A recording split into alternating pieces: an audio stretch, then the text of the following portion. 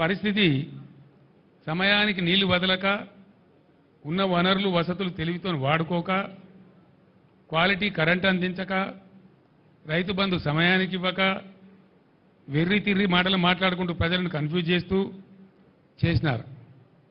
ఇంకా బాధల్ని రైతులకు ముఖ్యమంత్రి ఏం చెప్పిండు? ఉరుకుండ్రి జల్దీ ఇక అర్రాస్పాట వాడినట్టే మంచి సమయం మించిన దొరకదన్నట్టు లగెత్తుండ్రి పరిగెత్తుండ్రి జల్దీ తెచ్చుకోండి డిసెంబర్ 9 నాడే నేను సంతకం పెట్టేస్తా 2 లక్షల రుణమాఫీ చేస్తా. ఎక్కడ పోయింది డిసెంబర్ 9? ఎక్కడికి పోయింది? ఎన్ని రోజులైంది? ఇప్పుడు ఇది 4వ నెల. ఇలా బ్యాంకులు వచ్చి నోటీసులు ఇచ్చి రైతుల కొంపలు పుచ్చుకుంటా ఉన్నాయి. మాకు సంబంధం లేదండి, అట్లా మస్తు ప్రకటనలు చేస్తారు రాజకీయంగా, మాకు డబ్బులు వస్తేనే లెక్క అని మాట్లాడి ఇలా ఏం చేయాలి రైతుల గతి? తెలంగాణ రాష్ట్ర వ్యవసాయమే సంక్షోభానికి గురయ్యే పరిస్థితికి వచ్చింది. ఇవాళ మీ యొక్క వెర్రి తిర్రి వేషాల వల్ల, మీ పాగల్ పని వల్ల. ఎవల తప్పది? దాని మీద ఉరుకు లేదు పలుకు లేదు. ఏం చేస్తారో చెప్పరు. పోయిన పంట పోయినా ముందరికన్నా బతుకుదామంటే రైతులకు వచ్చేది అది ఒకటే పని. దాని సంగతి ఏంది?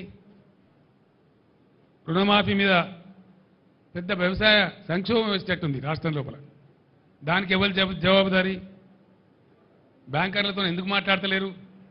ఎందుకు బ్యాంకులు నోటీస్ ఇస్తే మీరు మౌనం పాటిస్తున్నారు? దాని అర్థమైంది. దాన్ని కూడా వెంటనే తేల్చాలి. మిమ్మల్ని వెంటాడతాం. ఆ విధంగా బోనస్ ఇస్తామని మాట్లాడింది అన్ని పంటలకు.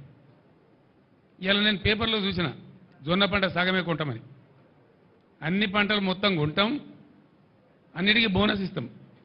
ఇలా జొన్న పంట వచ్చింది, సగం మాత్రమే కొంటామని చెప్పి అంటున్నారు. నేను డిమాండ్ చేస్తా ఉన్నా, జొన్న పంటకు బోనస్ ఇచ్చి పూర్తి పంట కొనాలి ప్రభుత్వం.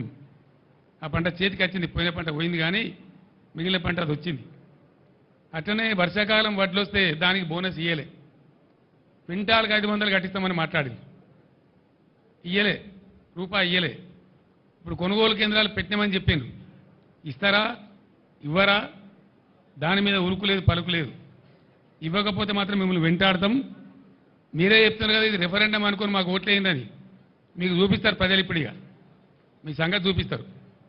బోనస్ ఇవ్వకపోతే మిమ్మల్ని ఎట్లా బోగస్ అని చెప్పి మీకు ఎట్లా బుద్ధి పెట్టాను, కరువు కాల్చి వాత పెట్టానో పెడతారు మీకు. ఇప్పుడు దానికి ఎలక్షన్ కోడ్ అడ్డం రాదు, అది కూడా నేను చెప్తా ఉన్నా. ఎలక్షన్ కమిషన్ మీరు రాయాలి. ఎలక్షన్ కమిషన్ మీరు చిత్తశుద్ధి ఉంటే రాయాలి. మాకు బోనస్ ఇచ్చేది ఉంది, రైతాంగానికి ప్రకటించినాం, పర్మిషన్ ఇవ్వనాలి. ఒకవేళ ఇయ్యరు, ఏ రైతు ఎంతనో లెక్క పెట్టు. ఎలక్షన్ కమిషన్ అడ్డం వస్తే 13 తారీఖు నాడు పోలింగ్ అయిపోతుంది. ఆ తర్వాత ఇవ్వండి, ఏ రైతు ఎంతనో అకౌంట్ ఫర్ చేయండి. మిమ్మల్ని వదిలిపెట్టం. బీఆర్ఎస్ మిమ్మల్ని వెంటాడుతుంది. రైతులు ఉద్యమానికి సిద్ధంగా ఉన్నారు. ఎన్ని వాగ్దానాలు కొట్టిరండి? ఒక్కరినొక తెలరా మీరు చేసింది? 3-4 నెలల్లో ఇంత ఆగమా? గొర్రెల యూనిట్లు 100 కోట్ల రూపాయలు పాపం